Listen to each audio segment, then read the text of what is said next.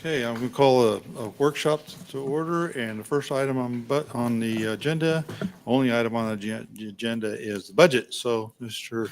Henry, would you please enlighten us where we are on the budget? Sure. As you remember, in June, we talked all general fund budget. We can touch a little bit on it at the end of this, but tonight we're going to do water, sewer, street, probably some of our minor enterprise funds for the city. And if you remember from orientation or anything else, is we have a general fund budget that's supported by property taxes that fund the police and a lot of our normal activities. This is the water, sewer, stormwater, and solid waste. These are technically enterprise funds. You think of each of these funds as a business pretty much. So customers, we charge customers, they pay the fee, and we expense based on the needs of the utility. Quick overview of our water supply system.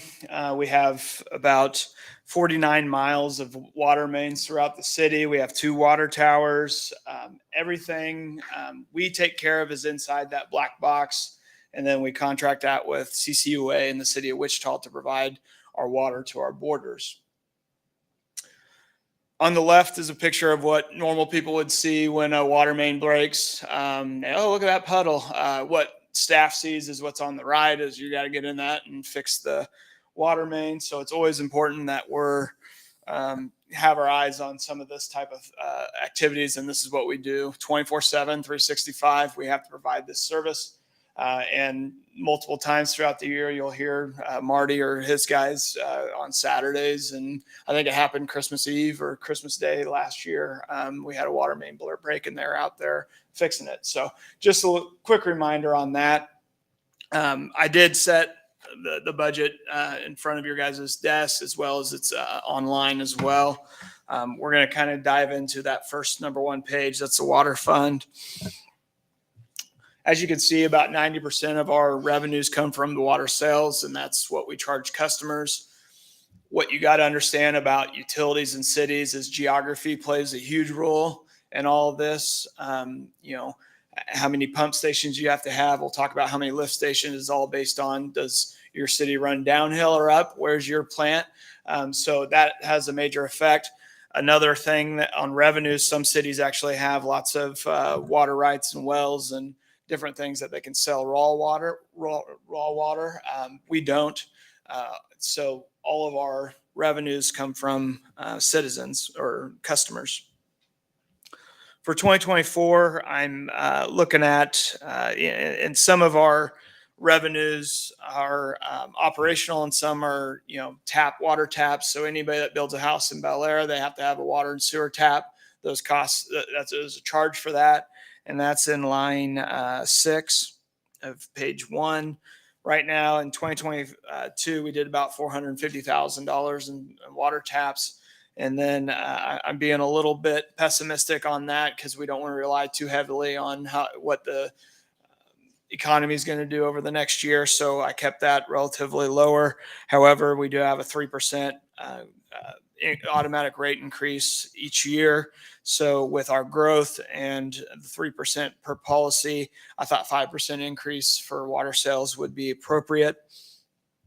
On this next slide, water is our most volatile because another element of utility or water utilities is how much you use dictates. So and what your customer base looks like. When we do a water study, you'll see they'll ask, what type of customers do you have? And then they'll evaluate that.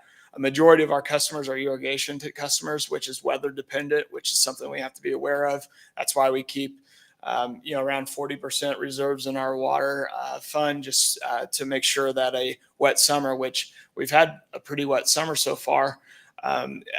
Again, our growth, looking at the chart above, through June, we're still maintaining on kind of our growth rates in water sales. So I think our growth is playing a good portion, a good factor in this equation, but adding a large water user that's specifically commercial is really going to help out the city because that's dependable water that we know that we're going to sell versus, hey, it was a wet winter. Oh, wait, it's a wet summer, so we're not going to have a lot of irrigation and be prepared for that. So that's really the only caveats I have on revenues. They're pretty standard with all utilities. Hey, Ted. Yeah. On the water revenues, Uh-huh. the 3% that we do year over year by policy, I know that was set as part of a water study that we did a number of years ago. And they recommended that, and that's, I think, served us well. Have you looked at that recently to gut check? Is it making sense? Is it too little, too much? Or do we still feel good about the numbers in our current water study, or does that need revisited either formally or informally? Yeah, so it's good policy to about every 5 years hire out a water study. It's I know kind of right now we're keeping pace with what the demand is. We all the um, one labor costs, we'll talk about it, is going up. Meter costs are going. A lot of the PVC pipes that we use to repair mains is going up. So I think the 3% is keeping pace. I will say in 2019 we did our last water and sewer rate study. It came back. I think water was fine at 3%, but sewer they wanted a little more, and we said no, we're going to keep it 3. Our citizens can't take it. So I think with the activities that are going on at the end of this year, part of the plan is to do a water study and making sure that we're servicing all the needs of all our customers. So at this moment, I'll say yes, that's the appropriate level. If once we look into our expenses, you'll see Wichita Water is one of our we buy water from Wichita. They've been going up 6.25 the last 2 years. So I would say Bel Aire is actually doing pretty well compared to our neighbors. Thank you. Mm-hmm. Now on the expense side, I kind of did a broad stroke up on the slides. We can get into the granular with page 1 of the budget, but about 60% of all expenses go to CCUA, Wichita Water, or our little debt we have. So it's just something to keep in mind when we talk base charges. A lot of these things we don't have any. We have some control, not a lot of control over 60% of our expenditures because those are usually contract bound. So that's why we have to bring in a certain level to remain solvent, and that's kind of what the base charge tries to do with our water customers. On line 21, you see personnel. We had some we've done a lot of work with Public Works. As much as we've talked about police officers and the lack of pool of employment out there, the same guys that operate our machinery could operate machinery for construction companies or anything else. And with a lot of the boom that we've seen the last 2 years, we've had to really have our efforts to retain the employees we can and keep all that knowledge base here. So we've been given more responsibility, as well as we had an outdated. It wasn't major. It was little things we've been doing. Is before we'd give someone $25 to carry an on-call phone. Now it's 75. Stuff like that. We're trying to help with that. So really, a lot of the expenses in personnel is to fund those types of activities, as well as once you try to retrain and get more people trained and water certified. We try to help them with a step. But like the general fund, all Public Works employees will receive a 2.5% merit increase, as well as the bonus program, so up to 2% in a bonus. So that's what's represented on line 21. In contractuals, that's where we see a lot of our water purchase from Wichita, our CCUA payments, and that's at the current agreement levels. And then those come straight from the CCUA budget. The two areas that I'm just hedging my bet that we're going to continue to have water in 2023. We'll hear tomorrow we're having a water master plan study. I imagine there's going to be studies on top of that. So I tried to hedge our bets in that we'll probably have to fund some more expert opinions in 2024 on what to do with our water and sewer issues. So that's mainly in our contractuals. You'll see it went up $8,000, and that's mainly because of the InfoSyn contract that we just signed. You'll notice down in the commodities, the postage went down about $7,800. So that's a wash pretty much on that. The only thing I did do is kept that $50,000 in the water master plan in the 2024. We can remove that if we want, but I just think with what we have ahead of us, we should probably plan to have some expert opinion here and there, and that's what that's doing. Ted, quick question. Sorry, No, you're going good. back a little bit. Like, so looking at that 60% chunk of cost, that's really line 31, 32, 33. Is that correct? That's correct. Okay, so it's about a third to each one of those major buckets ish. Yep. About 20% of it's almost even. I just wanted to kind of understand that, make sure there isn't some other line item I need to be adding. No, to. I included debt service into that because that's a fixed cost. So you're looking at 157,000 on line 63 and 60 on line 6, or I'm sorry. I see. Yep. 51,000 on line 60. I also controlled for our transfer to the water CIP, which I'll talk about So here in 31, a second. 32, 33, and then jumping down to 61 through 63 really includes all the debt. Yeah. Okay. Well, really, it's 63 would be our transfer of the Okay. bonded interest. So, the other thing, as well as improving the some of our employees, what we did is you'll notice Bel Aire Public Works never had a uniform before last year, which pretty unprofessional. We're getting bigger, so what we did is decided to purchase uniforms for the guys. So if they're in working for in a hole, they can have a change of clothes and don't have to go home dirty. So that's in line 43. That's the little jump there is to help our public works employees with uniforms. The biggest shift would be line 55, and for the last 3 or 4 years, we've had to come in and do budget amendments because we would have certain plans set in place on January 1, and we wouldn't bid them out till October, and then they'd bleed into the next fiscal year. What most cities do, and really the Bel Aire hasn't had a lot of money to spend on these types of improvements until about 5 years ago. They'll have a water specific CIP, and that's what I'm proposing with the 2024 budget is go ahead and set up a non-budgeted water CIP. So these projects can be scheduled out over 5 years and do that. And I got a little graph because the last water rate study, we roped in some improvements as well inside that study in 2019. And we're about at the fourth line or so of our water utility capital improvement plan. What I'm proposing tonight and with this budget is to go ahead and set up another fund that's called water capital improvement. Only water capital improvements can be spent out of that, and it's funded with the water fund. So instead of the juggling budget we have, I think that would be more prudent.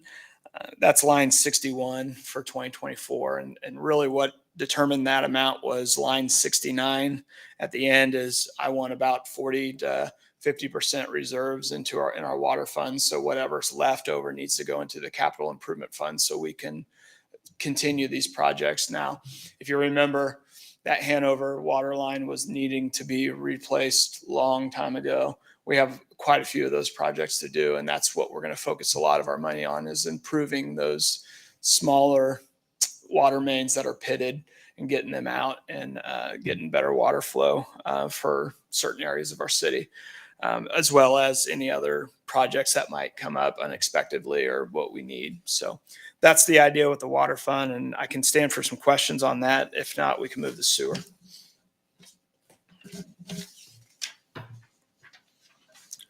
On the sewer side is much like the water side.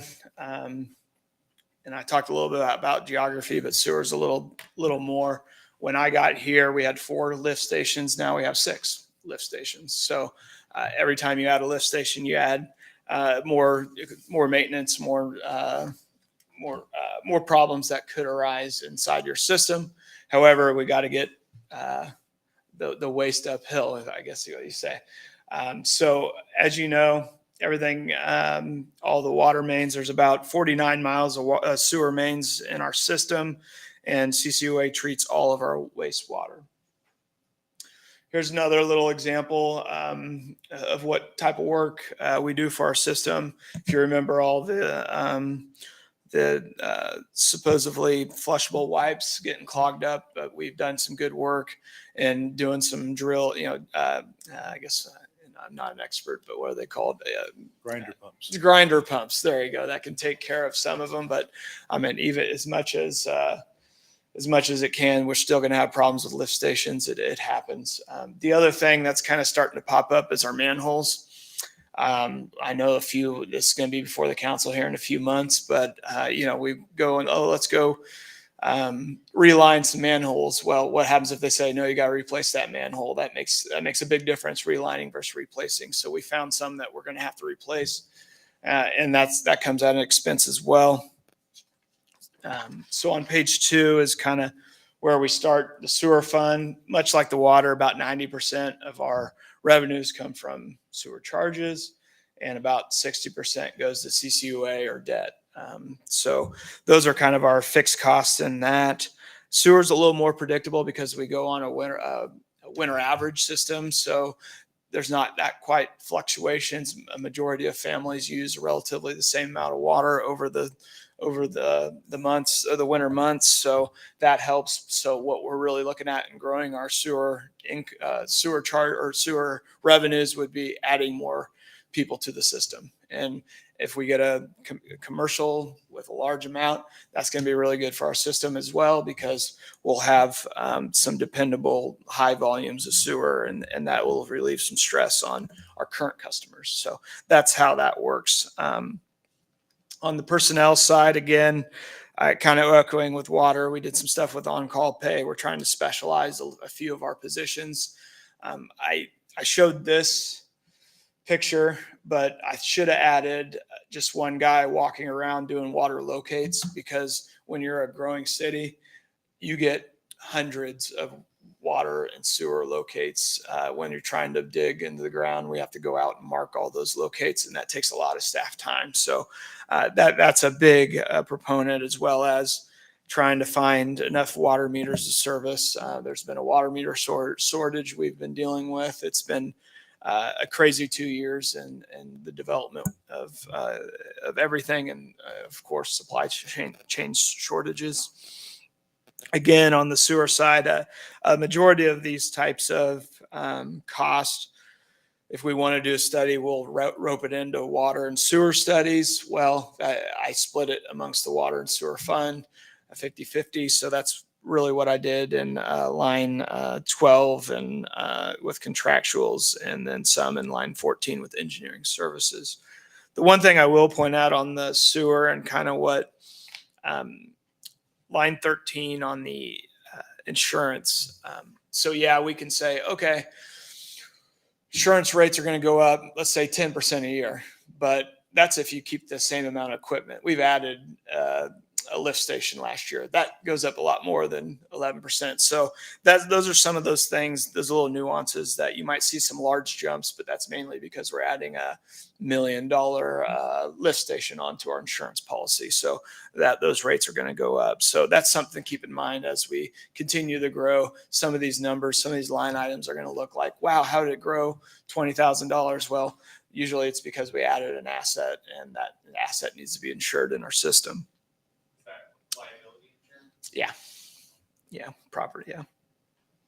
Likewise with the water, I created a sewer CIP. A lot of that expense, probably all of it in the last 4 years. I guess here's the sewer breakout, where again we're keeping pace with other years, but you can definitely see some jumps, and that's attributed to growth. Mainly, so we're adding new customers. As far as the CIP and sewer, we've been doing a lot of CIPP lining of our old pipes, and that's what that looks like. Is you have a old clay pipe, and then they come in with a solution, I guess, that relines that clay pipe, so you don't have to dig them up and redo. So we've had a lot of success with that, and we're in the middle of. You can see there's some pretty large numbers with, Pearson's Additions, Lawn Terrace, and we've done. Those two, we're working down all our clay pipes. A lot of this project is also coincides with some of our studies of where are all our what type of materials do we have in the ground, and mapping out all these lines and making sure we cover all our bases. So that's what we're planning to do in 2024. And again, line 61, we end the sewer operating fund with about 40% reserves, and that's mainly to any rate shock or anything, or any to mitigate our risk. I was thinking we finished all the cured in place projects Thought we did too. with Aurora Park, so we shouldn't need any for next year. Yeah, and I talked to Ann this morning. What we'll do is I think that's what was understood. There might be a few more spot areas around. A lot of our CIP, our next 5-year CIP, will do with infrastructure of CCUA and a lot of those types of things. So we'll be able to, yes, address any sewer issues we have inside our system, but that can also be used for anything that happens. But you're listing between 2020 and 2028. Yeah, this is an old. This was $2.6 million. This came out of our 2019 rate study, that list there. So we'll have to redo this. This is an old. So This is an old CIP. these linings have been done. Yes, correct. That's what I understood, and I think several council members said the same thing. So when I saw that, I thought, what happened? Correct. I was just trying to show you what what we've done in the past and what we're doing. Very good. That was our old plan. That's our old plan. Accelerated. It got accelerated, so we're at 2028, which is a good acceleration. And the only thing, my only reservation to say yes, we're completely done, is because I want Ann's assurance, because there might be a few more little projects here and there that we need to do. What was that stuff you didn't catch? There's always stuff you didn't catch, guys. So Yeah. I tried to talk to Ann before the presentation, and she, we're still working a little bit. The other thing I didn't mention on we'll just take line 54 in sewer. Last year, we spent about $200,000 in a transfer to bond and interest. That's with former project water sewer mains that were in place. This year, it went down to 150. We retired one of those bonds, and then, of course, next year, Woodlawn's sewer project will hit. So we're right back up to about 175,000. The good part is we structured our debt appropriately. So one fell off, one came on. We're pretty much the same level we have been. But that was about $350,000 project for sewer and about a $600,000 project for water of the Woodlawn expansion projects. Now, I know it gets a little confusing because we present it as all together, but to me, I always see the paving and the storm sewer, that's general fund. The water side is water, and then the sewer lines are sewer fund. So everyone pays for what their area is. So general fund can't pay for a lot of the improvements of sewer because that's benefiting sewer customers. So. And when are we paying off the CCUA debt? When's it scheduled for? You don't know this? No. Off the top of my head, no. 2028, I believe. I might have to relook. Maybe it's 2030. I'll have to go check. I don't have that off the top of my head. It's relative. It's sooner rather than later, but not soon enough. Does that make sense? Yes. That's what I was afraid of. And the good part is, we've been preparing for any type of expansion that might happen. We have, by 2024, the CIP will be, the sewer CIP, about $1.7 million in there. So we have the funds to stretch out any payments we might need to make to get off of the original debt. So that's kind of the structuring element of this, is you're able to, we're been prepared for this. So now we need to, if we choose to upgrade the plant, we'll be able to smooth out any rate increase that we would see. Now, I'm not promising anything, but that would certainly help our higher reserves in our water and our sewer, because we've been prepared for this expansion. It's just the what year it hits is going to determine what we're going to do. Again, with new customers coming online and big decisions made, I'll want experts to come in and look at our customer base, look at the usage, and set the rates for me. I'm pretty good, but I'm not gonna stake my. They have experts that do that, and I'd rather use them than me try to figure it out on the back of on my spreadsheet. If we're good with water and sewer, streets, again, we really went, and that's page 3. This has been pretty much a street maintenance fund for a lot of years. A majority of our street improvements are made with a transfer from our general fund to our capital improvement fund, and then directed by our street preservation program. So that's where our $1 million goes. This type of spending is all funded through the state and county fuel tax that we receive. So when you buy a gallon of gas, a certain amount goes to the state, and the state filters it down to local government to use to maintain our roads. That's about $300,000. And if you know anything about road construction, that's simply not keeping pace, and it never will. It's designed to be much like a water charge. Is, hey, these cars are using our roads, they need to pay a little bit. Obviously, it didn't keep pace because it's not very politically attractive to raise gasoline prices for any politician, and I understand that, but that's kind of the design. Is they were hoping that the fuel tax would help fund streets, but it simply doesn't. The line we discussed earlier tonight was line 19.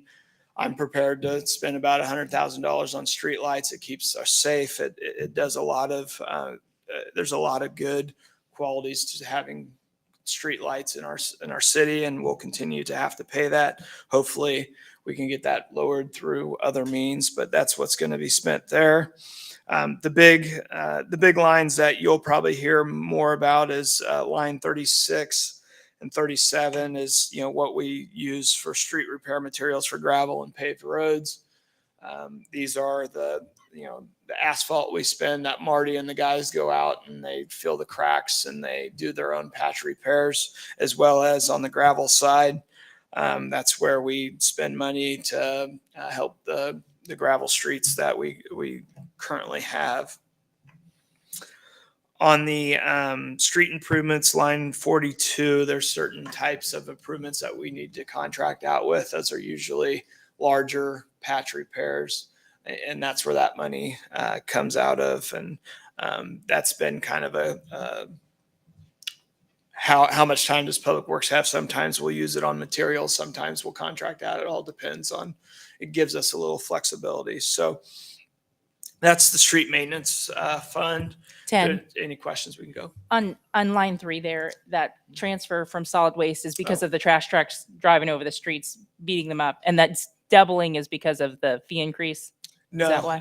It's mainly, and we can get next page is where it's at. I was going to address it there, but you got good eyes. It's mainly as we build up a little bit of reserve in our solid waste fund, and yes, it's because trash trucks drive, but I'm okay with transferring more into our street funds, so that this is more of a one-time thing. We're just lowering our reserve level in our solid waste fund. And this is the means we're going to do it. So, I had one question. We've now done a study and put in a program with PEC to do a rateable amount of street maintenance, that 5-year, 10-year plan to try to smooth out the amount we spend on the maintenance projects, not the full street replacement type projects. With that program in place, does that change how we should be thinking about paying for those improvements and move them more into like the street fund instead of out of the capital improvement plan? Really, it doesn't matter if we transfer straight into the street fund. Is that your question, instead of the capital improvement fund? Or Yeah, my question is, hey, if we've got this program now where we're going to try to level out how much we're spending on street maintenance every year and design that amount so that it's rateable over time, and that's the 7, 8, 900,000 or $1 million a year number, should we just be transferring that into this fund and then having it effectively earmarked for those maintenance projects, similar to the other water and sewer funds and how we do those maintenance programs.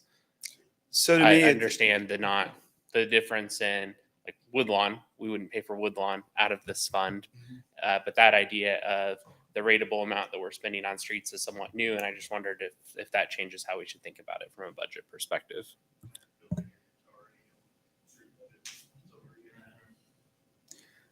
and we can do that. I kind of, as me preparing a budget for decision makers, I like to see streets, parks, new facilities all battling in the same sheet, because what it does is make you say, no, I want this, not this, this, not that. Now, you can still make those arguments with a street transfer and the sewer and the street fund. I understand that. So I'm not opposed to doing something like that.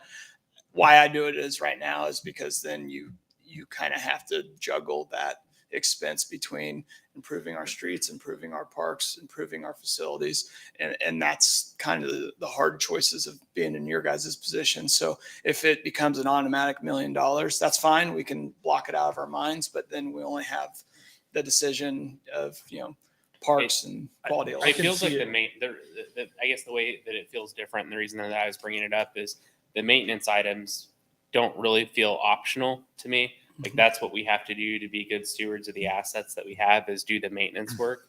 Where the flexibility comes in is with the improvements. Like, are we going to widen the road to be 3 lanes, or are we going to add a new park? And that's like where the real choice is. Are we going to spend money on widening the street, or upgrading all of our parks, or doing any number of capital projects that are possibilities here?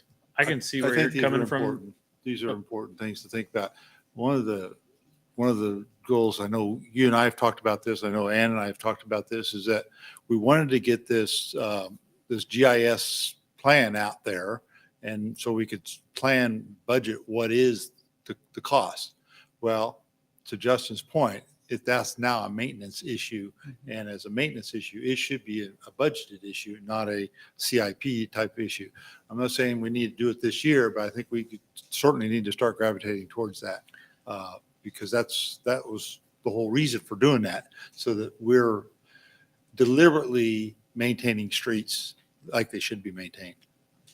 I can see both sides, because I can see that we took a stance and said our roads need improvement, and that was a that was like an emphasis, right? And that's kind of what I think Ted's trying to describe, right? Is what are we emphasizing spending our money on? And that sort of falls in the bucket more of a CIP plan, or like a short range plan. I also see the side of, we probably should be intentionally setting aside a certain amount of money. We have to kind of agree to that as what we consider a base maintenance. And then maybe from time to time, we may have hey, we need another 5-year study. We need to kind of regroup here and refocus. So I can see both. I think it's a good idea to have both. The maintenance needs to be a programmed thing, but I think at what level, right? Are we going to sacrifice everything else in the city to maintain our roads at the highest level? Or are we going to maintain them at somewhat like a 75 to 80% level on a standard basis? There's an opinion there. The tricky thing with the streets, the thing that I struggle with, is that if you defer the maintenance, you don't actually defer the costs. It's a deteriorating asset. Yeah. It's debt that isn't going to show up on our balance sheet, that we are incurring. That road's going to fail, and then it's going to be $10 million to replace it instead of the $100,000 to maintain it. And so it's really a false choice to think that we can't maintain the roads, in my opinion. I look at it as it's just like your wages of your employees. You need to spend that money. Okay. And if you get into a serious budget cutting mode that you have to cut budget, you got to look at all those things anyway. Sure. Yeah, the standard might drop because of priority. Yeah. But I don't see us getting there. I mean, maybe there'll be a catastrophe out there. I haven't predicted, which is quite probable because I don't predict things. But I think that's just budgeting. And if you don't plan for it, I guess the way I put it is like Dave Ramsey. I don't know how many of you have ever listened to Dave Ramsey. He makes a point. He says, Christmas happens every year, and it shouldn't become a shock in December that you need to save some money for Christmas. Do it every month. Yep. Plan for it, because it's going to happen. Yep. You can't stop it. right? And I think this is the same thing. It's going to happen. You just plan for it. And that's what you put in your budget. And so let's use a little bit last 5 years as an example. Batten, would we reconstruct Batten out of the preservation program or a CIP program? I think it'd be the CIP program. Okay, For sure. so we're looking at Roads transferring completely falling some. apart. Yeah, it's the things that showed up in that study because we asked them to exclude the major projects and to include things that were required to maintain the roads that were still maintainable. Yeah, and we might Which I have to- understand there can be yeah. some discretion, and where do you draw that line? I see your That's- point. Well, the hard part too is I was in the initial meeting. They said, "How much should we spend?" I said, "Well, I think about 700,000 is probably where we're at." So I would like you guys to be more involved in at what speed do we want to do it? Because if you remember, and I know John or Councilmember Welch was asking these questions during this, it's like, what have we done the last 20 years? Guess what? We didn't do any preservation maintenance because we had a land debt. So we're really behind the 8 ball. If we had all new streets, this would be the perfect way to say, to maintain all these new streets, we need slurry seal, we need to do that. Which that's the very we could minimum do. that should be in Yeah. this street fund, right? Is what it takes to maintain the assets that are in good quality. Doing all the seals on the concrete roads that we've installed, the slurry seals of the roads that have been put in all the new neighborhoods. We certainly shouldn't let any road in the city that's new get to the condition of the ones that we're now slowly going to replace over time because they've failed. No, and I agree with you, Justin. I think shifting some of that money is important because we're always going to want to build, we're going to have a need to build the bigger projects. And if we don't intentionally say we have to save money, $1 million, whatever the number is, it's always going to get siphoned to those bigger projects. Always, unless you're very intentional about it. So I think there is a happy medium there though, because as we come off of this 5-year plan, are we going to, I assume, my assumption would be we increase our maintenance investment as we continue to build out new roads. We start sinking funding more money for that to prevent, like you're saying. Yeah, what I remember of the study is they were looking, I think, 5 years in detail and 10 years in less detail. And basically every year you should probably be renewing that study to add the next year because it isn't going to end. Right. Right. It should never. You should You need to keep always up- be, because keep you're it up always to going to date. have older roads that you're Yep. aging out. And the things that you maintained in year 1 are going to need it again in year 7. Correct. program. You got to get it on the program. It's a program. If you don't get it on the calendar, it ain't going to happen. And eventually all of our roads will be in the maintenance program and not in the reconstruction CIP version. That's a long ways out. But it's time to start laying the groundwork for that.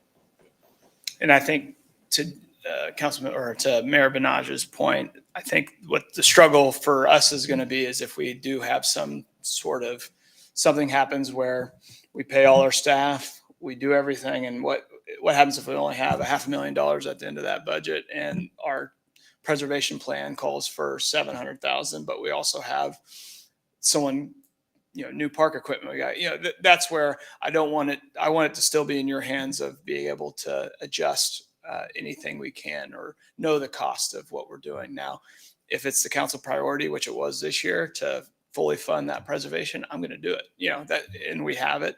I just know that it could get to a point where we're making hard choices. And I think with a transfer to the street maintenance, you'll be able to see it pretty clear in the general fund versus everything going to the CIP. Is that your understanding, I guess? Or are you going to call it kind of just an automatic transfer? To me, Well, I think we plan for the street maintenance. Sure. And then we always have the option that if something comes up in the middle of the year, we say, well, we can't do this. We can't afford this. We have to pay for this other thing and transfer it out of one fund to another. And that's where I'm, so in the federal government budget, there's that third, there's a rail and the Social Security, the medic, no one touched that rail. So are we creating a rail with, preservation program so that now we have less to debate, I guess? And The answer is no. Okay. It's not untouchable. It's just what we plan to do. that was my only point at the very beginning is we want to make sure have all our options in front of us, which I think you guys understand. My opinion is we shouldn't be debating the maintenance program every year. Yeah, It should just should be the untouchable it rail. does. it does feel like it's a bare minimum service that a city needs to be providing is good roads, Yep. good water, good sewer. Those are like the very basics. And it feels like everything after that is quality of life. And yeah, we want to continue to build that up, but those are the optional things.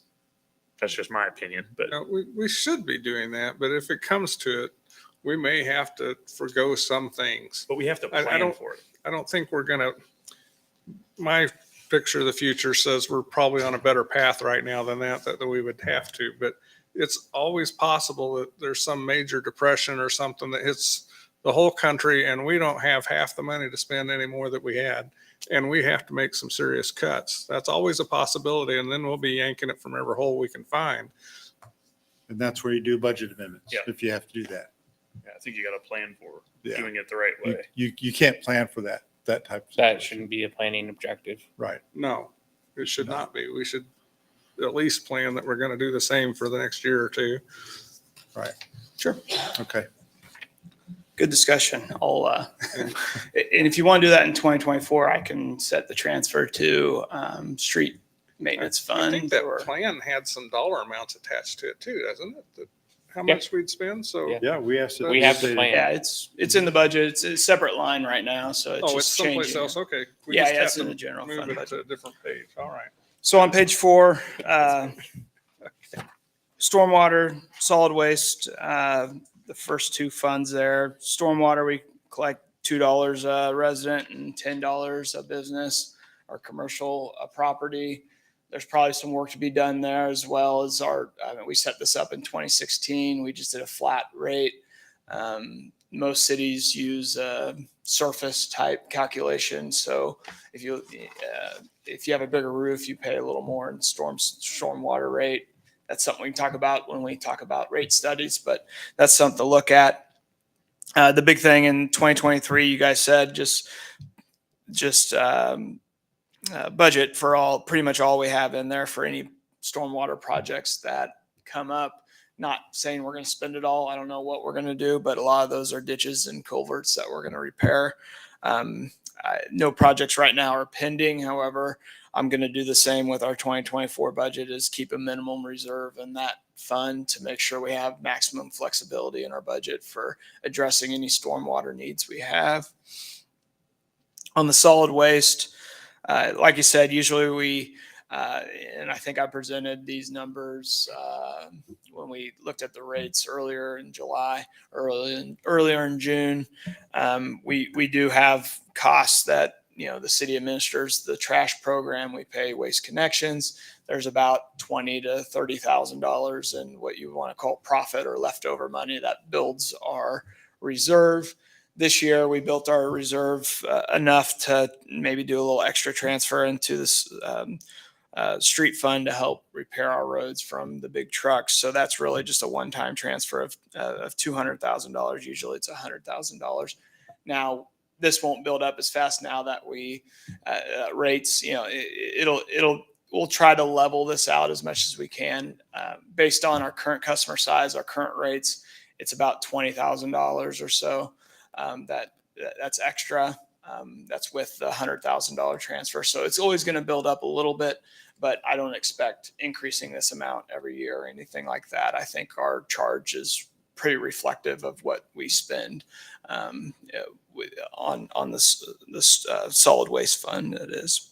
Ted, when you think about one of the projects that we've talked about that needs done is the technology upgrades for kind of managing all of the utility customer billing and getting that tied into the accounting system and the accounts receivable processes, the big technology upgrades needed there, that there's a big one-time expense associated with that, and then more ratable service expenses moving forward. How do you think about these funds contributing to that? And did you consider whether that kind of one-time true-up might make sense to help offset some of that? Yeah.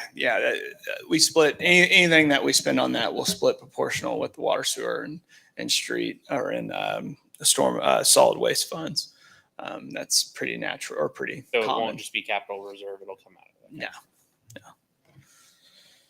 Everybody pays their fair share. Well, as much as we can. The last thing as far as special funds is our land bank fund.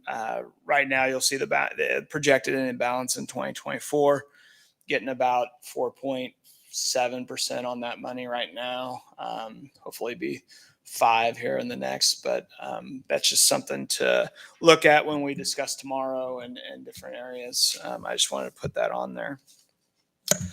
The next thing we'll talk about, really, I'm not going to go over, unless you guys want to, all 14 pages of our general fund, but I'll kind of show you what I did. The council directed a 43.00 mil, and that's what I did. It didn't really, as you know, it costs about a little over $50,000, but our reserves were able to catch up, and we didn't have to slash any budgets for it. So we went ahead and went forward with that. I'll notify the county that that'll probably be our rate. If you guys are all in agreement, that will be on the revenue neutral rate mailer that they send out. 995,000. That's what we discussed about the street preservation program. That's what is in our budget, general fund budget, to be transferred for street maintenance or preservation. We also talked about continued to provide quality service. The 2.5% merit step increase with the performance bonus program is important for our employees to retain them. Added KPNF and to recruit and retain police officers. I added that in. It was really a wash between giving up that one officer and adding KPNF. So there wasn't much of a change we had with that. Adding one clerk to help overloaded departments. That was really, we've already started that transition. That's more of a mid 2023 projects, but it's fully funded in 2024. We added 135,000 to rehab existing parks and efforts to maintain what we have. That is remaining in our budget. And then also, I'm going to probably have this will partly come out of the CIP. Other areas will help fund some technology upgrade, but that'll come before the council later on this year. But also it's important to provide the quality service and the service I expected. So I added it there. All said, we're about 30% in reserve revenues in reserve to maintain our risk. And then we also have about $400,000 that wasn't used for the street preservation program to address the many big projects we have inside our CIP that we need to address over the next 5 to 10 years. The big question mark, and Tristan's here and Ty's here to talk about it, is the marketing specialist position. I maintain that with our tax cut, and we're still at around 30% reserves. So we're maintaining the levels now. We can discuss this further now, and I'll give it up to Ty, and he can talk a little better about the marketing specialist position we had in the original budget.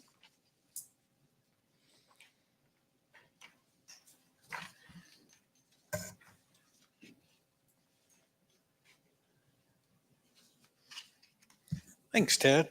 So I missed the budget workshop, but I was excited to see all of Ted's worksheets and stuff before I left. So I've reviewed them, and I did want to talk about let's see, that you remember me telling this was a concern of marketing, and so I know that there were some questions and you had some thoughts and concerns, and so I wanted to just spend a little bit of time on giving you the reasons why I think that this is important.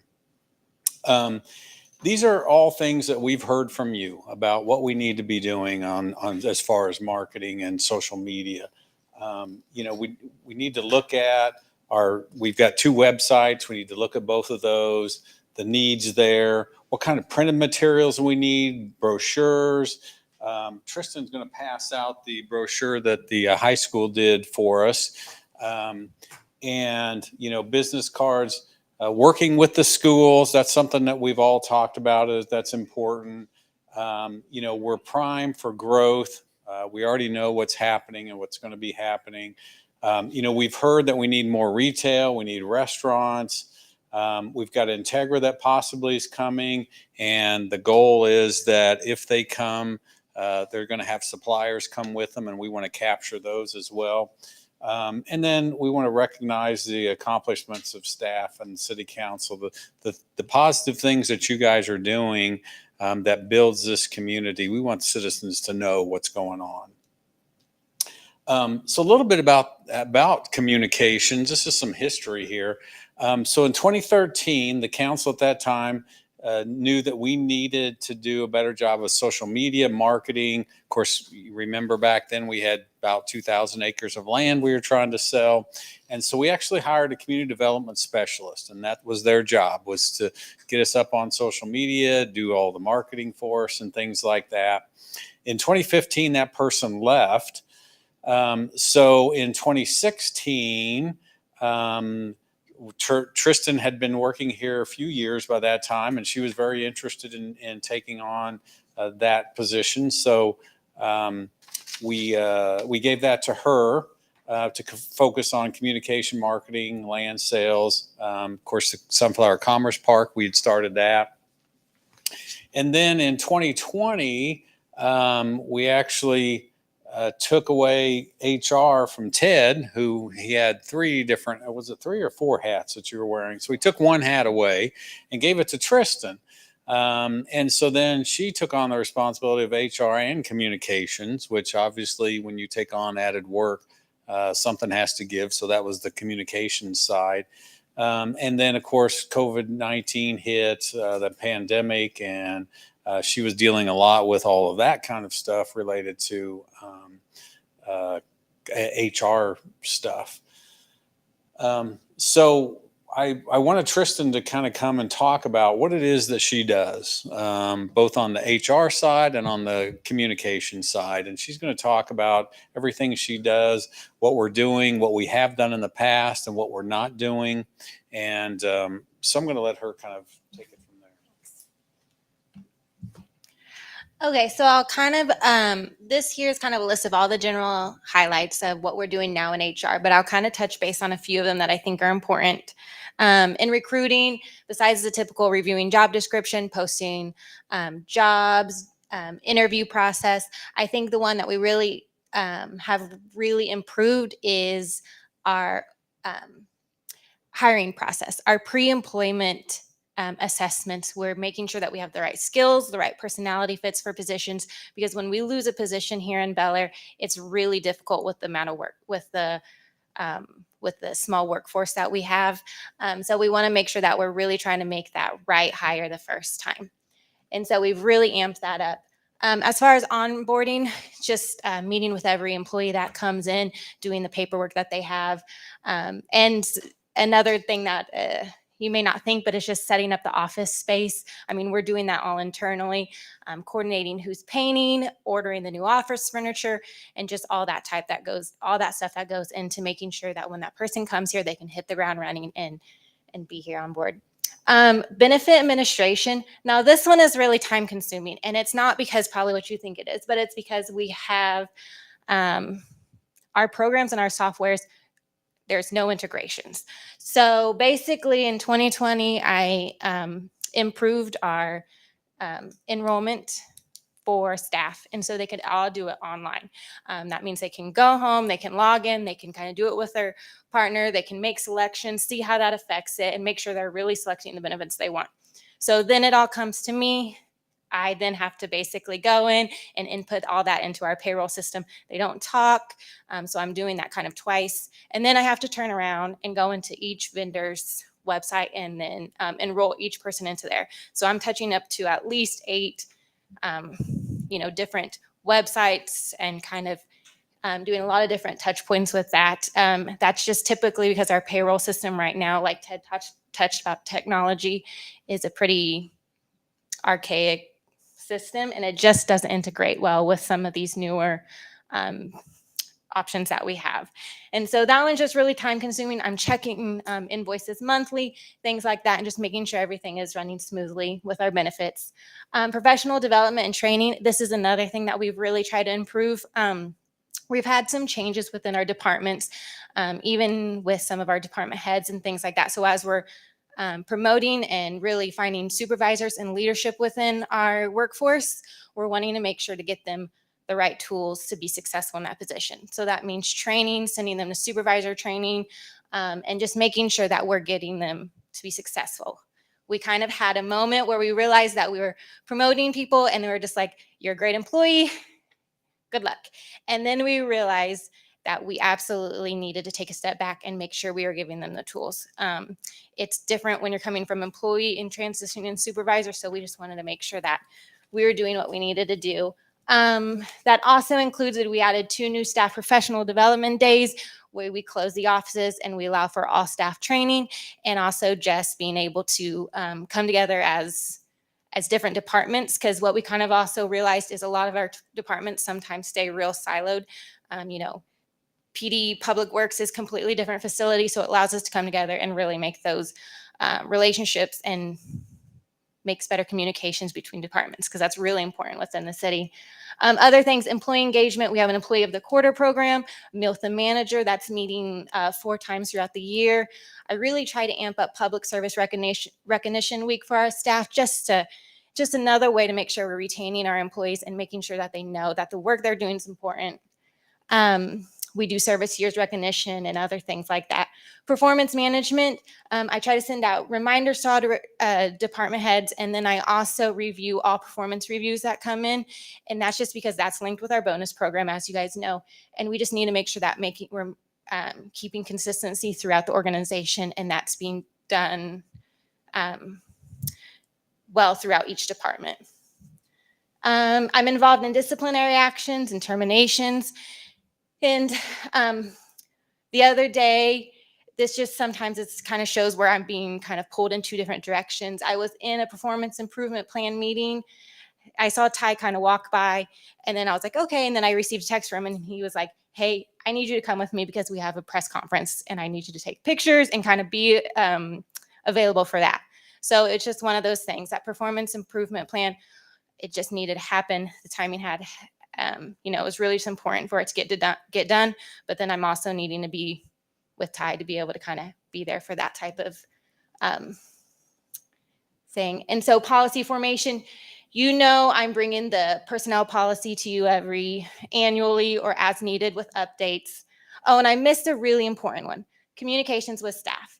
So I think it's not uncommon to come up and just see staff coming and just talking with me. And it's really, really valuable, because those are the times when I'm finding out really good information from staff on just what's happening in the workplace, maybe what's, sorry, and things that are just important.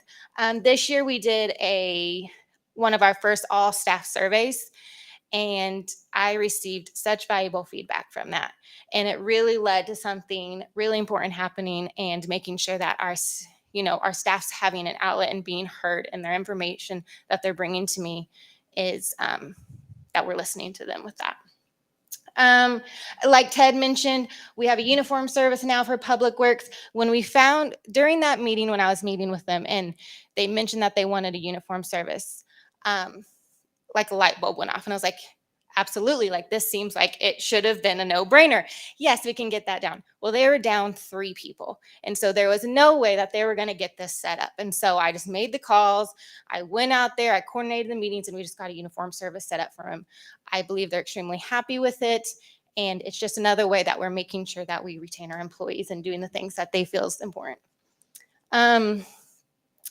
And then the last one is something that just was brought to me about 2 or 3 weeks ago, that will be added my responsibilities, and that's ADA coordinator. With an organization of our size, it's required that we have this on staff, and it's not going to be a full-time thing, but it's just something that we need to be aware of, that we're being inclusive and meeting any accommodation requests. And this would go throughout all departments, would affect any services we have with municipal court, rec center programs, any type of those things. And it will just be a review and possible update of policies and processes, and maybe implementing some training. So that shows something new that just got added just about 2 or 3 weeks ago. So now what are we doing in communications? These things you probably all know. I feel like I've shared these to you a few times, but I'll just kind of briefly go over them again. We have 1-page paper in the Bel Aire Breeze where I provide all the information and the graphics that go in there. We have a community guide that Ark Valley News creates, but they send the information to me. I give them all the update information and make sure that's accurate every year annually. Social media, so we do Facebook, Instagram, Twitter, YouTube, and all those are just used for what they're best at. I mean, Facebook has our largest platforms is our largest platform for social media engagement. Instagram's growing. Twitter is what we use best for any news or emergency alerts. And then YouTube, is where we kind of keep our council meeting workshops repository. Street project communications. So this one's obviously been a pretty big one this year with Woodlawn expansion project. I have a lot of lessons learned with this one. It doesn't sound like our major street projects will be slowing down anytime soon. And so we want to be able to implement that with the next street project. Just something we need to be aware of as what's coming down is there's a long list of street projects coming up, and that's needs to be a priority. 5-year maintenance plan, we just talked about that tonight. This was the first year, I believe, that we started on that, and then I was able to share about that and kind of share the updated GIS map. I thought that was a really great tool. And then, of course, any additional street projects that affect traffic. We do our utility inserts. We do those monthly, create, design, and print those. Printing will be changing as I work with Ted and the new software. Transparency improvements. You all know we have reliable streaming. We offer our packets online, our agendas. I'm just maintaining those. City websites. We actually have 3 city websites that we maintain.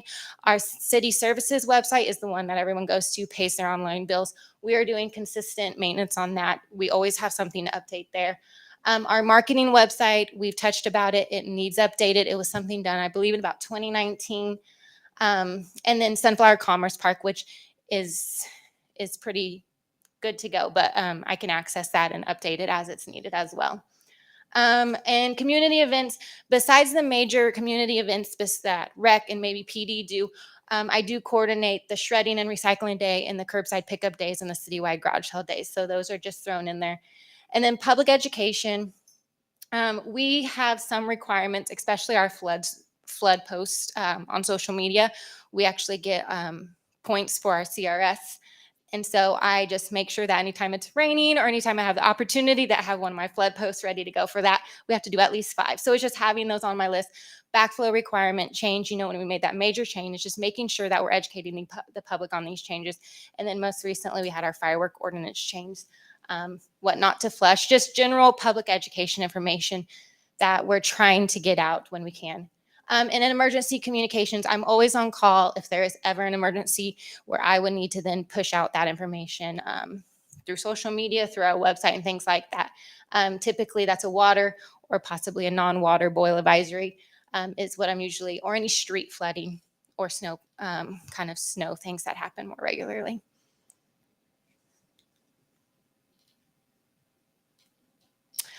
So this I just wanted to share because it was a slide that I shared with you back at the council retreat in 2022. And I still feel like it's really the same challenges that we're facing, balancing the priorities of 2 departments, future staff, and really making sure that I'm listening to staff and hearing them when they're coming up to me and talking about the stress of the workload or things like that. And as we're starting to try to see some transitions within departments for our future supervisor and leaders. And then proactive versus reactive communications.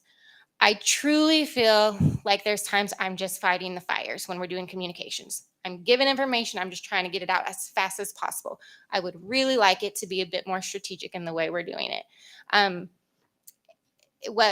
And I know some of that's just going to happen. Some of those are street things. Some of those are just, that's how we get the information, is that last minute information that's given to us, and that's fine. But there are other things that I feel like we absolutely could be more strategic about if we just had some time. So I don't always like to compare us to other cities because we're all different.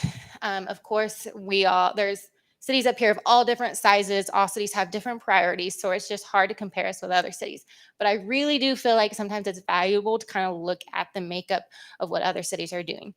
And it's not uncommon for residents to be like, well, City of Wichita's doing this, or Derby did this. And we just naturally get that comparison just being so close.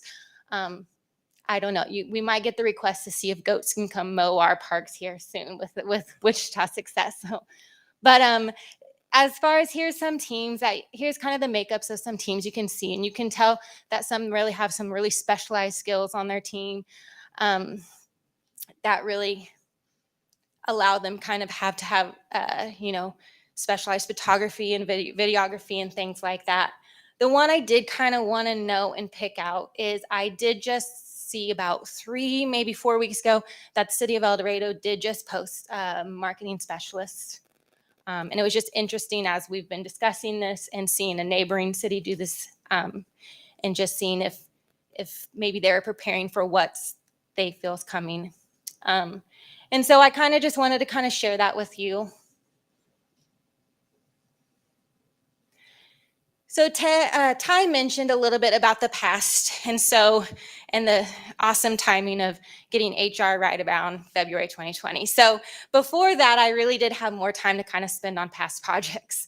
And so I kind of just wanted to give you an overview of some that we did. Because as I'm hearing things, I'm also like, oh man, we've done that in the past, or we did something similar. And so it really does, it just kind of tugs at me because I really wish I had the time to do it all. So here, overall branding, marketing, I designed that marketing website.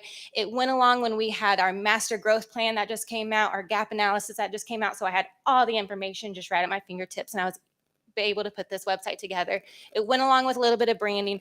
We had new banners, we had new tailgates, and then it was right during the 40th anniversary where I created about, I don't know if there's 10 of those giant banners that have literally the timeline of our history on them. So I had time to put all that together.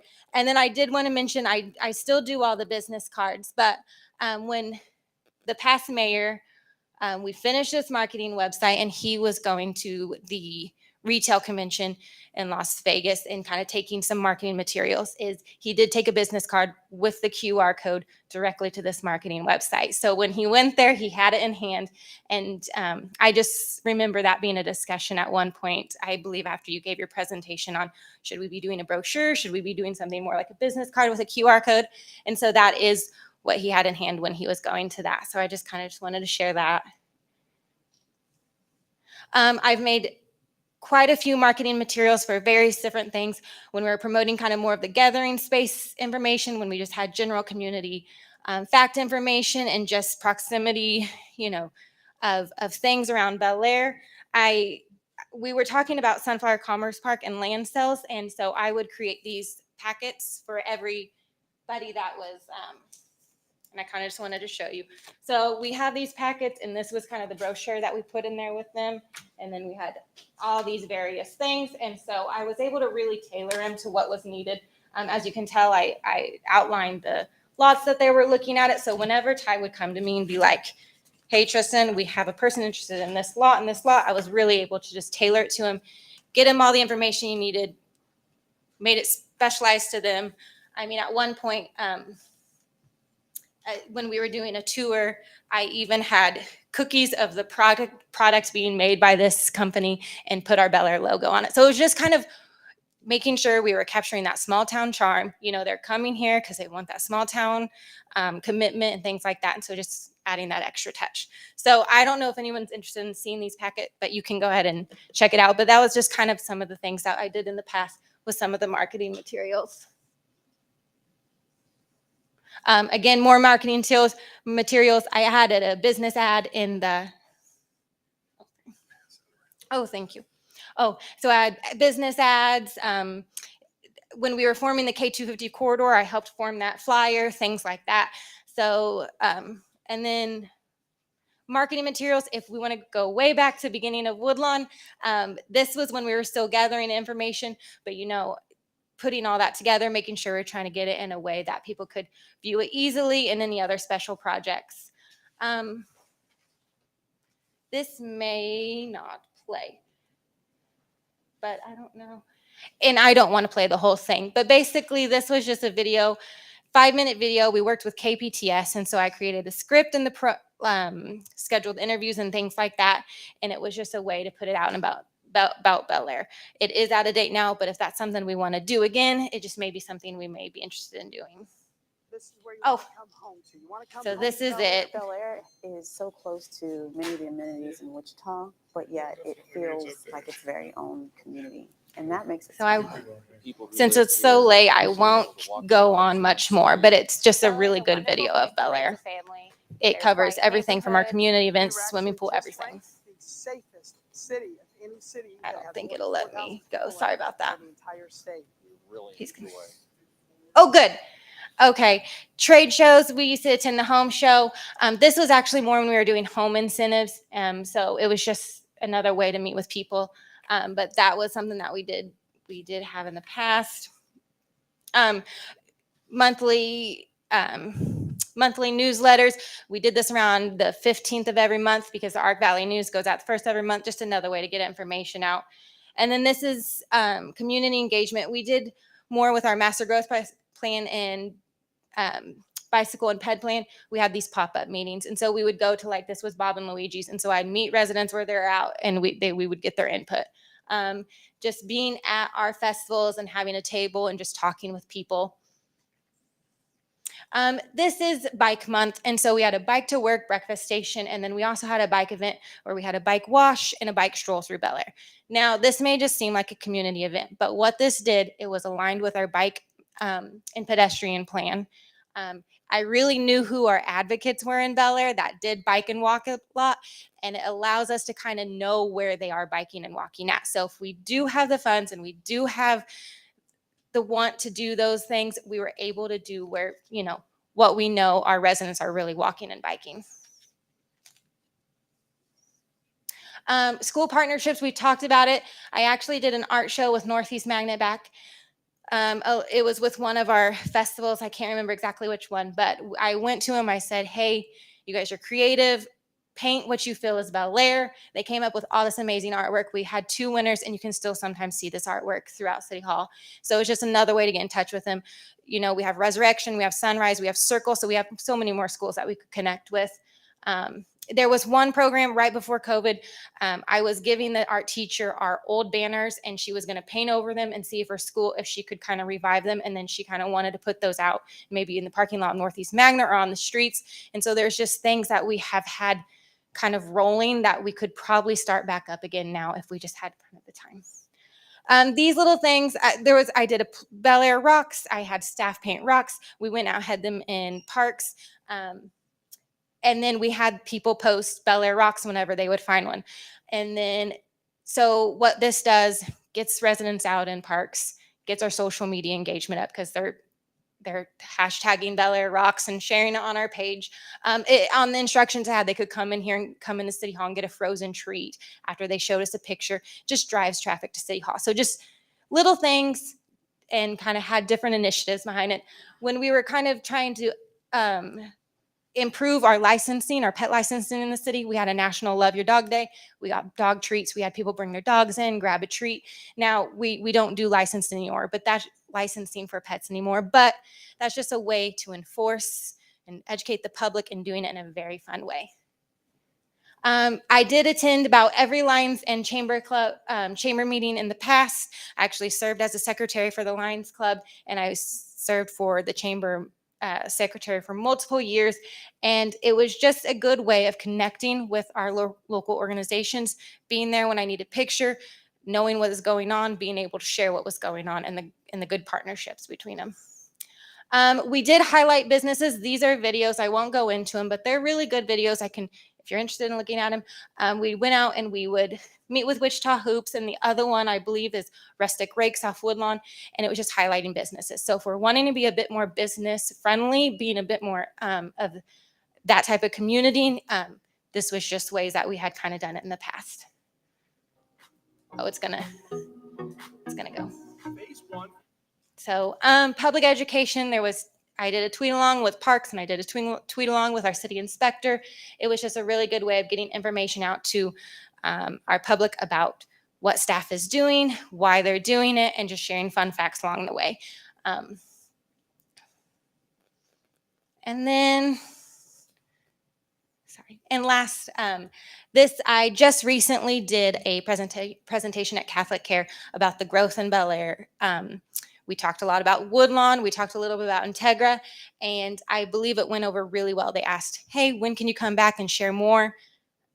These presentations with our community organizations, being out there in a community, I do feel that it's just really important.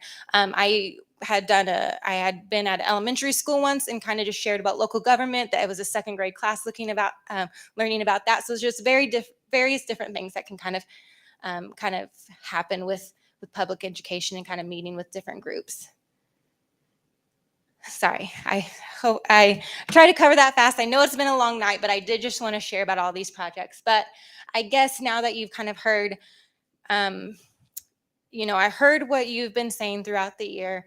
I wanted to share a little bit about what we've done in the past and what we're doing now. And I just wanted to make sure that I brought a solution to you and maybe our goals were aligned in what we were wanting to do. So I'll kind of, I don't know if you have any questions or anything about the position, but I did just kind of want to share with you that it's not just maintaining a website or posting a few social media posts. It could be much more than that, having a full-time person on staff. So just a quick question. Mhm. You basically outlined two different jobs that you're doing. Which one Yes. do you like doing the best? Oh, that's tough. So I really do enjoy doing both. But I really love meeting with staff, and I get a lot of that with HR. It's not always, HR is not always fun. I mean, there's obviously some times that just aren't that great, but the fact I really enjoy helping staff and talking with them and meeting with them. And then I really feel that as we're growing, I can see how that is extremely needed. I feel like with communications, I can still do oversight and still kind of lead and help in that way. If I had someone that maybe had those specialized skills that I could say, here's the vision, here's the project, and kind of have that. But I love them both. But for the most part, is it fair to say that you haven't been able to spend the time on the marketing? Oh, communication absolutely. that you- Oh, that- absolutely. That I it haven't. deserves. Right. That's fair. All right. And I think maybe that's what is being noticed. And I think that's why it's hard when I hear these things, because it does, I do know I can do them. But you can't do everything. Yeah, I just don't have the time. And so I probably taken a little personally, because I'm like, I can do it. I know we can, but there's just not enough time in the day. Mr. Mayor, Yes. if with this position, would you envision, like, I know Chief has talked about one of the officers takes care of their Facebook, Mhm. and then Rec has theirs. Would you envision all of that coming under a marketing and communications person? I believe it could be beneficial. I believe they'd be more out in the community and doing these things, so they could easily post and have and be able to do that. Yes, I do. That a centralized person would do Mhm. it and take Yeah, that And off their shoulders? luckily with the way that the platforms are set up, there could still be an approval process through that.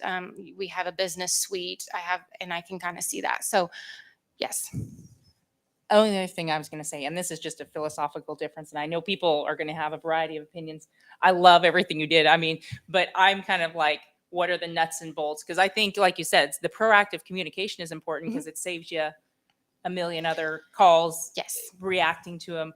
But in terms of things like, rocks to drive people to City Hall, I'm like, I Right, want less is people that- in City Hall taking up you guys' time. So that's just my personal perspective. I get other No. people have other ideas. I so. absolutely understand. And I am not saying go and doing all these things. That's just things that have been done in the past. I don't Yeah. think we need to go back to the home show possibly. I don't think we need to be painting rocks necessarily. But I mean, Mayor sent me a picture the other day of a rock garden that's happening out in our park. So they definitely can be posting about it and kind of sharing about things that are already happening in our community versus kind of starting that initiative versus What's the intending you to take that over? Ty or Tristan, or both on the communication and website side, have you guys looked at outsourcing it, the cost versus hiring I in-house? did. I quickly got some numbers on it just because I feel that could be another option. I talked with one company that gave information back to me, and it was for a basic website maintenance and about 2 promotional items, brochure, maybe flyer, and it was about $20,000. Now, if we would add any photography or videography to that, it would increase that amount. I got a quote for about a 5-minute animated video, and it was about $7,500. So that's kind of a base, I would say.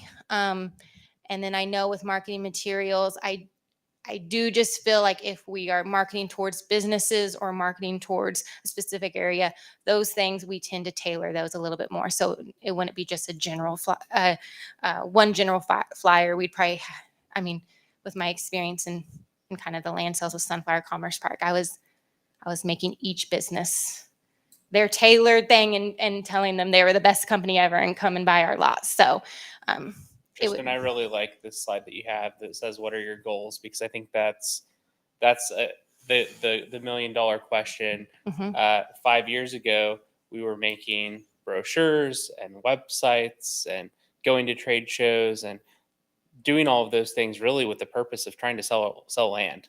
Like that was the main driver. Was, hey, we've got 2,000 acres of land. It'd be really great if somebody would come buy it and build businesses there. Here we are in 2023 and the land is sold.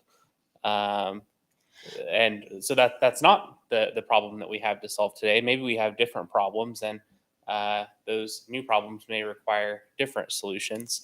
I do see a problem that we have websites that aren't maintained. They may also not be visited or valuable. I'm not sure. But something needs to be done. We can't just have content that's sitting out there that's not managed or maintained. So I think that's really what we need to focus on, is if we're going to do something from a marketing perspective and make additional marketing investments, what are we trying to get out of it? Absolutely.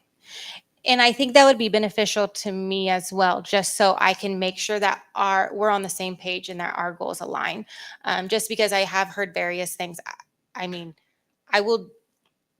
I can tailor it to the goals that you want. Like you said, we're not making land sales packets anymore and things like that. But if we are wanting to be that business, like in business incentives and preparing for possibly more businesses to come here, and we need to have those in hand and ready to go, then that may be where our shift is turning to, more towards community, the business friendly community. And you want to come and plant your business here because Wichita Hoops has the best thing to say about us, or you know what I mean? Like just having those things ready and in our pocket, if that's what we're kind of gearing up for in the future.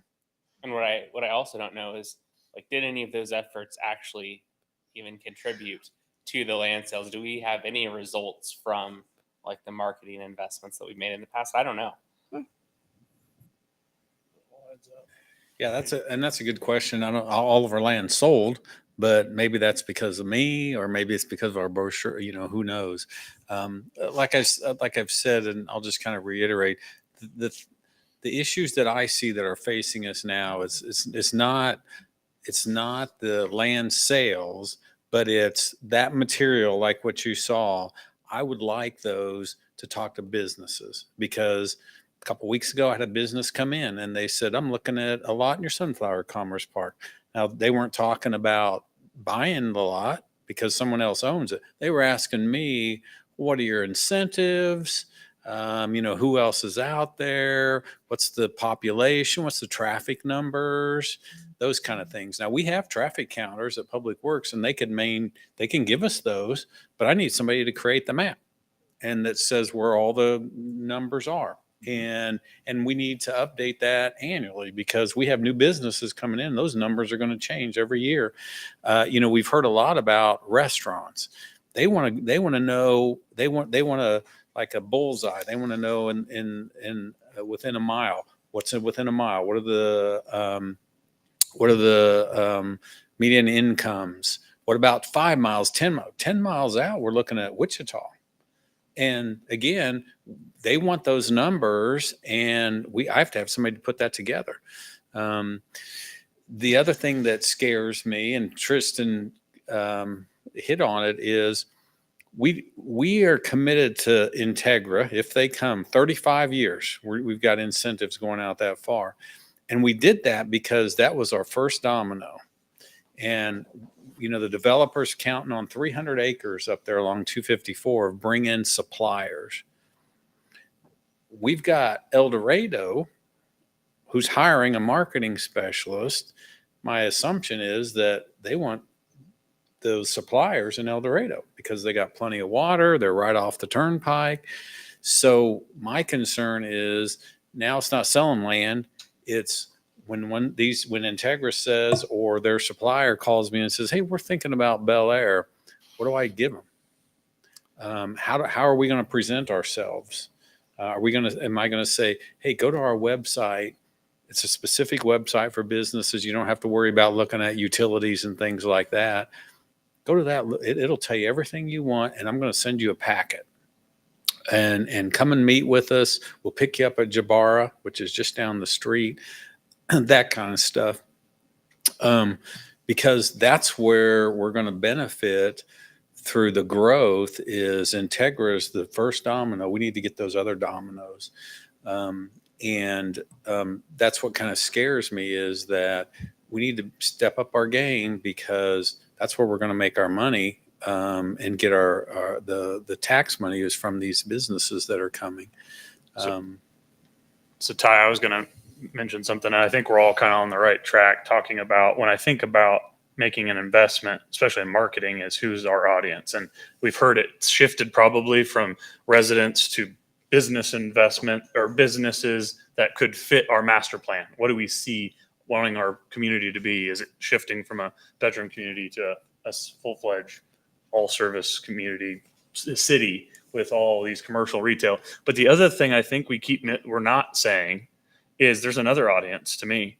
I think grant writing is a big piece of marketing our city. I think if we decide to make an investment in a marketing professional, to me, it feels like I know you can outsource that, but I know that that's also something that if we had a marketing person that was more of an eco dev, like an economic development focused person, I think the big challenge we have ahead of us isn't just attracting the businesses. It's partially the incentive piece, but it's also partially we need to be communicating to stakeholders, local, state, federal, and maximizing our chances at getting funding to support any of this. Like, I feel like that is a big piece of it. So I don't know if you were thinking that. The reason why I went down that path is that announcement that was made that SCED and Kansas Department of Commerce are doing that federal program where it's like a pilot program. And it's essentially them studying how to be more efficient with allocation and of grants funding. And I guess that's where my mind's going is maybe our community, it's so focused on business, but I don't think it's just business. I think it's other stakeholders that could help us succeed. I don't know. I'm just kind of talking out loud here, but I don't know if that helps with anything. But to me, grant writing is it feels like it should be a piece of that if we're aiming it at business and supporting business. Are those complementary skills that you typically find in the market? Like hiring somebody that has like grant writing skills with marketing type skills? Yeah, I think we Internal could versus find external. complementary skills that could work. I think it would just be making sure that we're looking for that right hire. I mean, my mind probably was shifting towards kind of like graphic design and video. I mean, just because I was kind of thinking more creative, but it doesn't mean that we absolutely couldn't shift it to a different marketing skill set, which would absolutely include grant writing in a way. I'm just trying to think through that. Do we really want them spending 100% of their time internally when we're talking about our new audiences more external? Well, and I think it's, we all wear different hats, and that's probably what this would end up being. The other piece, before I answer that, Tyler, is on the communication side is, we've taken a lot of heat about people don't feel like they've heard enough about Woodlawn and what's going on there. And we have failed. Again, Tristan's wearing two hats, and what's going to happen is tomorrow you're going to hear about two road projects you're probably going to do, and that has nothing to do with Integra, 45th Street and 53rd Street. So in the next year, you may have two roads under construction. Then if Integra comes, then we've got rock, and then we've got we're going to have so many projects that who's going to be getting all this information about street closures and directions and all these things, getting it out to people. So that's another piece of it. So you see it I- really more as an operational focus when you kind of turn that direction. To me, that's internal marketing. That's somebody that's handling Yeah, the that's internal. Yeah. getting all that information out to the public. And so the that business they're- development is a complete, like that, to me, that's a completely different focus. So that's two positions. It almost sounds like two different things. Well, it's two things you've got to deal with. That if you look at this, and Yeah. and we don't have to do this. This No, is no, not we anything don't. we have to do. But Yeah. there are still a lot of people that want this, even with the websites. They want something Yeah. like this as well. But there's one side here is business focused, one side residential focused. That was deliberate. It was because people want to know that kind of Sure. thing. They want to know both of those. I think what I'm hearing and what I dealt with Gary O'Neill quite a little bit about marketing and what we're looking at here as well.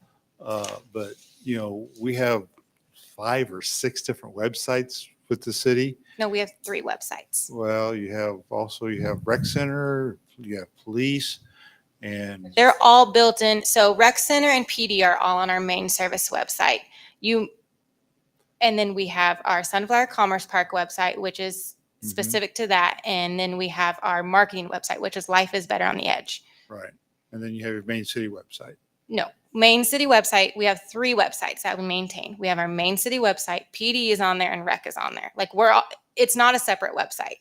It's one website. Okay. They feel like they're separate, but okay, maybe that's right. Hmm. Or maybe he's Are you thinking about their social Facebook media account? pages? I'm Are sorry? you thinking about their social media pages? No, I don't know. Look at theirs. I don't know about their social media. I know I have them, but I don't ever see them. So I don't. Okay. But anyway, regardless, I don't want to get in the weeds about that. There needs to be synergy among all that. Mhm. And it takes somebody who has the time to just do it. And I like a lot of the stuff that you show that you had done in the past. I'm not saying it's all appropriate for today, but it shows that those are the kind of things we need to think about to today's relevancy. But Okay. a web development skill set is going to be different than a graphic design skill set, which is going to be different from somebody who posts on social media skill set, which is going to be different from a grant writing skill set. So I think that goes back to the slide that Tristan has up there is what are we actually trying to do? And a lot of them can be outsourced. For a price. In terms of the communication side and managing like Facebook and updating the websites, do you feel like if just those narrow tasks could be a part-time position or not really? I think it's awful difficult because what we're trying to do, which is what we do for everybody at City of Bel Air, we're trying to hire somebody and give them 5 hats. Because, like the mayor just mentioned, okay, or no, it was Justin.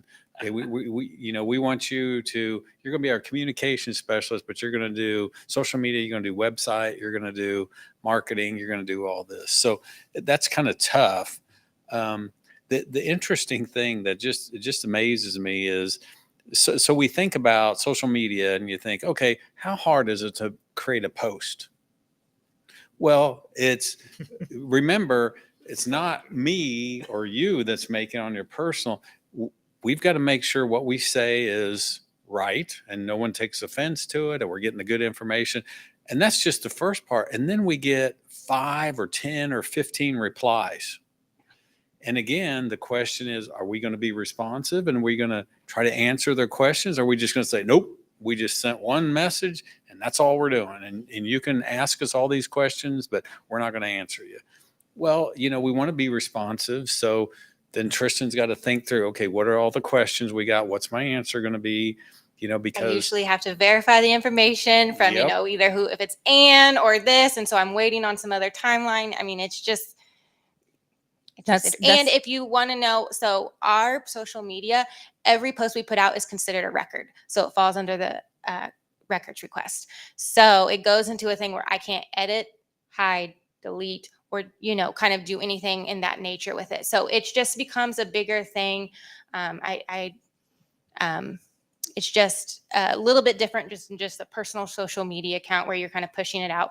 And then of course I do have like our Instagram and our Facebook linked together. And then we have Twitter, which is a separate thing. Threads just came out, which is now linked with Instagram. It's a new platform, and I'm not getting into it right now, but it's just something that I have to be aware of as all these new things are coming out.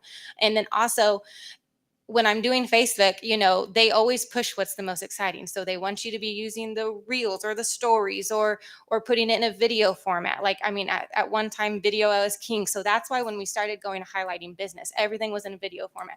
Now they want you to use stories. So it's all, it's just different type of things. So it's also just staying up to trend and trying to make sure that the things we are pushing out do get the most traction that they can get. Just because otherwise, that's the Facebook algorithm that we have to deal with. So And that's sorry. just social media. That was just one of my other concerns is like you said, you do something, you make a post, and then you've got all these comments to answer, or Mhm. you start posting more and some people are offended by that thing. Yes. And so I'm concerned that we might be creating problems in a way, creating more Mhm. work. It's the nature of the beast, but it's then, do you decide you just don't go on there, and then we're just that city that's not on social media, and I know each city can kind of decide their priorities, but it is a good tool to get information out. Especially, I mean, if you think about like the Union Pacific coming in just in this past few days and shutting down their railroad tracks, I just had to push it out as fast as I could, and it was beneficial to some of the people that got to see it in time that they could. So that's timely. I'll never be able to get that in the Ark Valley News. I'll never be able to get that on the website. So And that's the kind of I stuff mean- I wanted to be clear. I love that kind of stuff. That's the kind of stuff we Uh-huh. need so people aren't like, why is 37 closed at Rock or, whatever. And I think what I'm doing a good job at right now is communicating to the residents, and I'm communicating just the things I get. And so like Woodlawn, I had to do it to phase changes, traffic change to any traffic, switches. So because Woodlawn, there's a lot going on with Woodlawn. I try to attend the meetings and tries to keep me up to date, but things are changing every day. So I really stuck to phase changes and anything that affect the traffic kind of flow. Yes, looking back, we could have done more education on the working days versus contract length. I remember at the very first public education meeting, they touched on that, but I also actually had no idea what that meant until we're in the thick of it. And, now it's kind of, no one really cares what that means, right? I mean, because we've gotten to the point where it's not beneficial. But you know what? If we ever do a working day contract again, I will be sharing. That will be a whole post in itself. And so it's just different things. But sorry, that it is just kind of making sure that we're trying to educate. I'm trying to educate on the most important items that I can get out there with information that we have. And I think you can tell that my communications are very residential communications. And so if we're needing a switch to be a business, to be more business minded and in mind like that, when I had more time to devote to land sales, is kind of where I was kind of going with this marketing position, is where okay, we need to be a little more business minded. And so that was where I was going with this. Well, thank you. A lot of information you have Yeah. there. That's good. And if you have any Appreciate it. questions, you can reach out, and then hopefully I can get you any more information. And I think Ted will, you'll at our August workshop, we'll finish up the budget. I'll pull up the.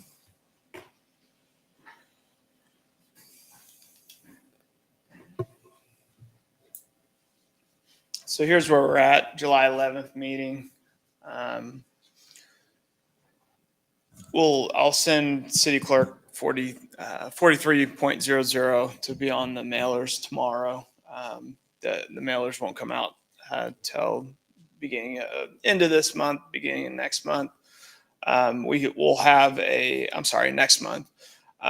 We still have a council workshop on August 8th. We can kind of go over a summary of everything, discuss what we need. And then, I'm sorry, right there, August 10th, the mailers will be out, and then we'll set the budget hearing for, I think this is a little off because September 5th will be the council meeting, the revenue neutral rate hearing, and pass the resolution to exceed the revenue neutral rate. So we have till September 5th, really, but we have one more well, I guess we'll have one more workshop in August. If we absolutely have to, we can do one in September, but budget has to be passed by the end of September. So we still have a little time for discussion, but that's kind of the schedule ahead of us on the budget.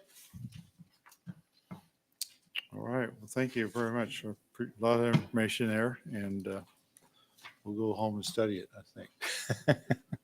So, any other questions or concerns we need to bring up tonight? It's getting late. I think we're ready to call it an evening. So, if there's no other burning issues, I think we'll call it evening, and we'll see you back here at 6:30 tomorrow.